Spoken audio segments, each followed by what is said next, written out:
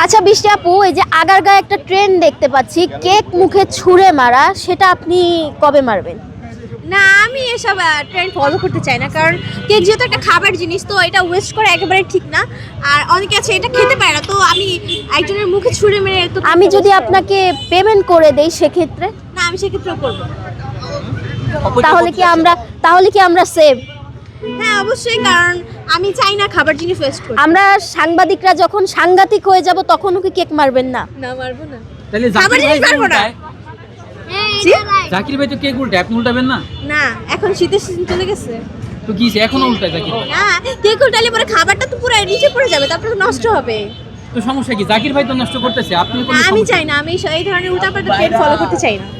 আপনি জাকির ভাইকে ফলো করেন না? ফলো করি, বাট এই ট্রেন্ড কিন্তু জাকির ভাই সহ অন্যান্য আগারগাঁয়ের অনেক কেক বিক্রেতাই করেছে।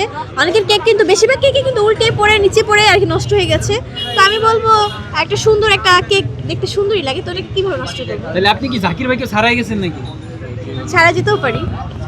হয়তোবা বৃষ্টি আপু জ্ঞান বুদ্ধির দিক থেকে জাকির ভাইকেও ছাড়িয়ে গেছে। Am I right?